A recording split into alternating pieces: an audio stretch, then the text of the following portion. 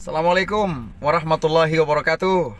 Alhamdulillah, sahabat da'i dimanapun berada yang dimuliakan Allah, teruslah bersyukur dan teruslah mengucapkan salawat kepada Rasulullah Sallallahu Alaihi Wasallam. Kita bisa melihat dari sejarah ya, bagaimana kebijaksanaan para wali songo terdahulu, ulama-ulama kita di dalam menyampaikan pesan-pesan agama maupun di dalam menyampaikan syiar-syiar lainnya. Kita bisa melihat di antara contoh-contoh. Yang pertama, adanya beduk sebelum azan, yang sampai sekarang ada. Beduk ini adalah bagian daripada cara wali songo untuk memudahkan warga mengenal tanda bahwa setelah itu tidak lama azan dikumandangkan. Ini ya, poin penting bijaksananya para wali. Bisa saja pada saat itu wali kita berteriak kemana-mana, "Wahai saudara-saudara, persiapan sholat. Wahai saudara-saudara, persiapan azan masuknya waktu sholat. Wahai saudara-saudara, ayo bergegas, berlari." Bisa saja. Nah, bayangkan kalau pada saat itu wali kita berteriak, betapa habisnya tenaganya. Tapi dengan bijaksananya para wali, dibuatlah beduk ini. Beduk berbunyi. Setelah beduk dibunyikan, tuk, satu kampung dengar. Semua masyarakat mendengarkannya. Dan itu menjadi tanda bahwa mereka berhenti dan mengenal tanda itu, bahwa tak lama lagi persiapan azan dikumandangkan. Inilah bijaksananya para wali songo kita. Sehingga itu beduk, kalau ada pertanyaan, apakah beduk bagian daripada rukun sholat? Bukan. Beduk bukan bagian daripada rukun sholat, tapi beduk hanyalah tanda untuk mempermudah bagaimana kita mengenal tanda itu. Tak lama itu adalah azan. Beduk itu adalah sendiri yang dibuat oleh para wali songo, adalah bagian daripada penyebaran Islam, penyebaran syiar juga yang bijaksananya untuk mempermudah gerakan, mempermudah metode-metode dalam menyampaikannya. Kemudian bijaksananya para wali songo yang selanjutnya adalah pewayangan.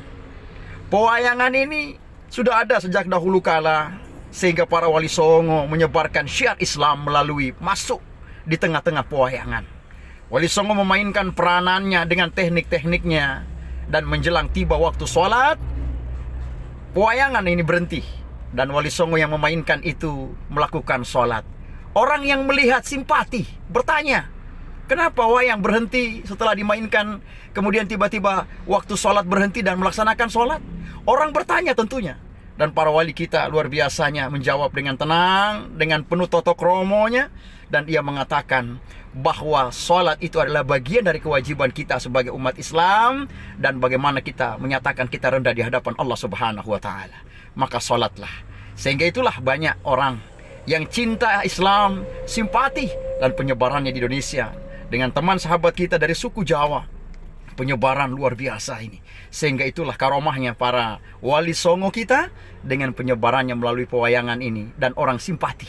Dan bahkan sampai sekarang pewayangan ini diteruskan oleh regenerasinya yang hebat, yang tangguh, yang tidak mudah digoyahkan.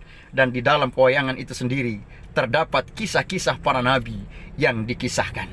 Itulah manfaatnya. Sehingga ketika kita dalam mengarungi kehidupan ini penuh dengan kebijaksanaan, ya tentu kebijaksanaan dalam hal kebaikan, maka itu yang dianjurkan oleh Allah Subhanahu wa Ta'ala. Dan ingat, jaga hati kita untuk tidak berburuk sangka kepada orang lain. Apabila merasa selalu lebih baik daripada orang lain, hati-hati, segumpal hati kita, yang ketika hati kita busuk, maka bisa jadi menyebabkan kita masuk ke dalam nerakanya Allah Subhanahu wa Ta'ala. Dan ingat, jangan menjelek-jelekkan orang lain, karena Allah Subhanahu wa Ta'ala berfirman, "La yaskhar qaumun min qaumin asa ayyakunu khairan minhum, wala nisa'un min nisa'in asa ayyakunna khairan minhunna." Janganlah segolongan kalian laki-laki dan segolongan kalian perempuan suka menjelek-jelekkan, suka menghina kelompok satu dengan kelompok yang lain.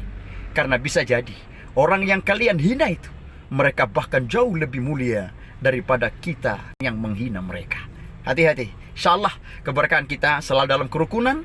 Mari kita menerima perbedaan di antara berbagai macam kebinekaan, perbedaan suku, budaya, bahasa, bangsa, bahkan berbeda agama. Terima kasih, salam santun selalu dari saya, Ustadz Ibtu Muhammad Atmal bin Muhammad Fauzi, Kapolsek Tapa, Polres Bone Bolango, Polda Gorontalo, alumni Pondok Pesantren Al Khairat Pusat Palu. Wassalamualaikum warahmatullahi wabarakatuh.